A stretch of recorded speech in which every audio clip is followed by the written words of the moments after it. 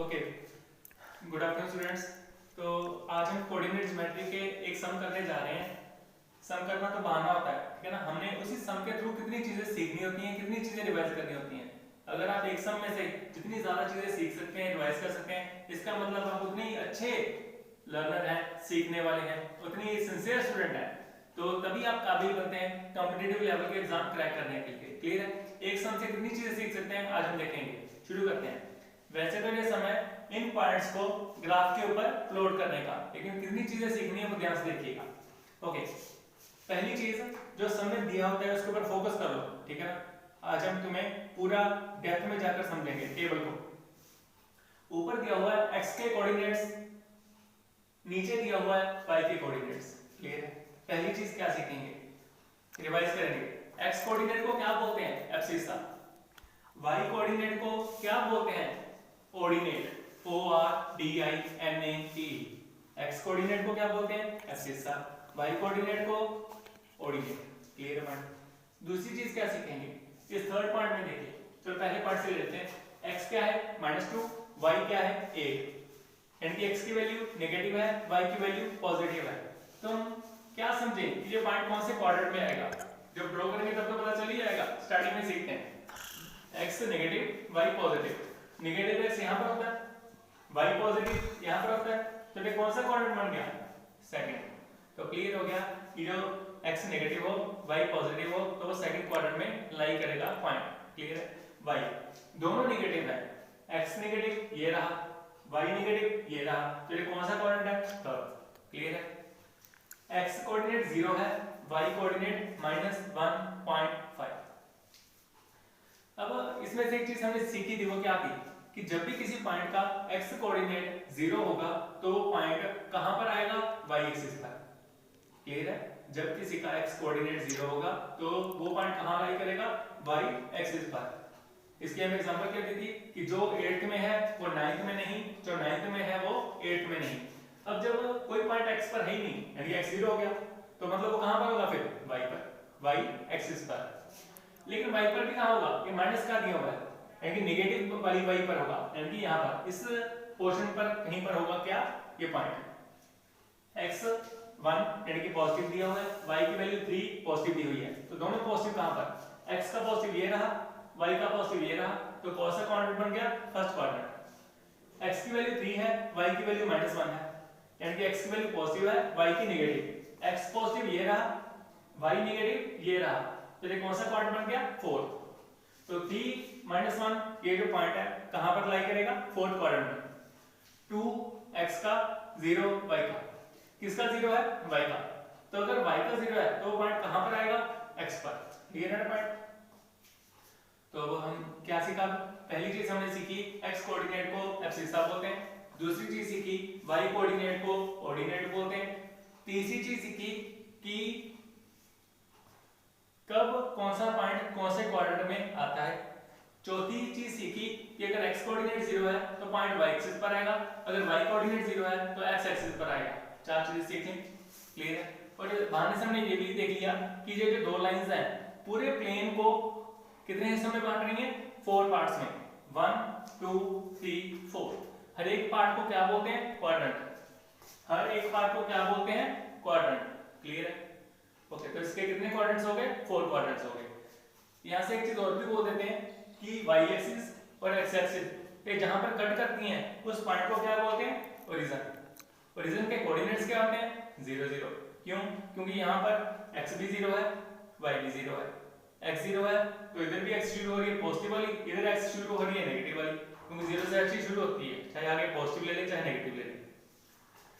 फिर हमने क्या सीखा कि जो x एक्सिस है उसका नाम हम क्या रख सकते हैं? Horizontal axis. y एक्सिस का नाम हम क्या रख सकते हैं? Vertical axis. अब हम पॉइंट ड्रॉ करना शुरू करेंगे। पॉइंट ड्रॉ करने में क्या सीखना है, कैसे बोलना है वो देखो। पहले ख्याल में रखना कि जो चीज तुम यहाँ पर ड्रॉ करके प्लॉट करके आते हो वो जस्ट तुम्हारे माइंड की रिफ्लेक्शन होती है, यानी जो सम करते हुए तुम्हारे माइंड में जो चल रहा होता है उसकी रिफ्लेक्शन होती है। यानी कि माइंड में जितनी ज्यादा क्लैरिटी होगी सम उतने ज्यादा सही होंगे, तुम्हारे कंसेप्ट उतने ज्यादा क्लियर होंगे। x की वैल्यू -2, y की वैल्यू 8। तो पहले x का -2 देखो कहां पर है। x का -2 कहां पर है? ये रहा। y का 8 कहां पर है, ये रहा, क्लियर है। तो यहाँ पे इससे ऊपर आते जाओ 8 के सामने, या 8 से इधर आते जाओ -2 के सामने, तो ये दोनों चीजें लगनी चाहिए सेम है ऐसे। तो ये पॉइंट के नीचे -2 भी आ रहा है, इस पॉइंट के इधर 8 भी आ रहा है, पॉइंट के नीचे x का -2 आ रहा है, पॉइंट के इधर y का 8 आ रहा है, x का -2 y का 8। तो ये पॉइंट हमारा कौन सा बन गया, इसको नाम दे लो x का। मुझे दो बातें सिखाने दो। पहली बात, पहले हमेशा क्या लिखते हैं, x का कोऑर्डिनेट, फिर क्या लिखते हैं कॉमा, फिर क्या लिखते हैं y का कोऑर्डिनेट, और इसको कैसे रखते हैं ब्रैकेट्स के बीच में, क्लियर है। x coordinate comma y coordinate. शुरू करें। एक चीज और सिखाने वाली है, आपने शायद मन में क्वेश्चन आया हो कि इधर तो मैंने 1 2 3 लिया है, ठीक है, -1 -2 लिया है, ठीक है, क्लियर है, -3 को नहीं लिया। ऊपर देखो x की सबसे बड़ी पॉजिटिव वैल्यू कौन सी है, 3, तो मैंने 3 तक ले लिया, उससे ज्यादा जरूरत ही नहीं है मुझे। x की नेगेटिव वैल्यू कौन सी है, -2, तो मैंने -2 तक ले लिया, उससे ज्यादा जरूरत नहीं मुझे। y में क्या है 8, आपने इधर 1 2 क्यों नहीं लिया, 2 4 6 8 क्यों लिया। देखो मैं 1 2 करके लेता हूं, 1 2 3 4 5 6 7 8, क्लियर। पॉइंट कहां जाएगा 8 तक। इसका मतलब ये नहीं कि स्पेस नहीं थी तो मैंने इसे ड्रॉ कर लिया, वो भी आप कर सकते हैं, स्पेस ना तो ऐसे 2 2 करके कर सकते हैं, 4 करके भी कर सकते हैं, लेकिन मैंने ऐसा क्यों किया, इधर चीजें 3 बननी है, इधर चीजें 4, तो मैचिंग हो रही है, सूटेबल यूनिट्स लग रही हैं, क्लियर है। अब सोच कर देखो, ये इसलिए भी किया ताकि आपके मन में डाउट ना रहे कि जितने नंबर इधर लेते हैं उतने नंबर इधर लेते हैं। जैसे यहाँ पर 3 नंबर लिए उतनी जरूरत थी, यहाँ पर 2 नंबर लिए इतनी जरूरत थी। यहाँ पर देखो गैप हमेशा बराबर का रखना, उसमें फर्क मत करना, यानी कि इधर 1 सेंटीमीटर लिखा, 0 1 सेंटीमीटर, फिर 1 सेंटीमीटर, फिर 1 सेंटीमीटर, इधर भी 1 सेंटीमीटर 1, ऐसे गैप बराबर रखना। मैंने स्केल से नहीं लिया ये गैप, इसलिए कम ज्यादा हो सकता है, लेकिन आपने गैप बराबर रखना है। अब देखो x का -1 y का -4, x का -1 ये रहा, y का -4 ये रहा, तो ये पॉइंट कहां पर रहेगा, इसके नीचे, जब तक -4 ना आ जाए, तो इसको मान लो b। x का 0 y का -1.5, ये हमने डिस्कस कर लिया है कि अगर x कोऑर्डिनेट 0 है तो वो पॉइंट कहां पर आएगा, y एक्सिस पर। कहां पर आएगा y एक्सिस पर, माइनस वाले पर, लेकिन वो तो इतनी सारी, कहां पर लिखेंगे पॉइंट, 1.5, ये क्या है 2, ये क्या होगा 1, तो थोड़ा सा इधर क्या होगा, ये पॉइंट क्या बन गया, पहले x कोऑर्डिनेट फिर y का। तो ध्यान से देखना, 0 2 के बिल्कुल बीच में क्या आएगा 1, फिर 1 और 2 के बिल्कुल बीच में क्या आएगा 1.5, क्लियर है। तो ये पॉइंट बन गया 0, -1.5।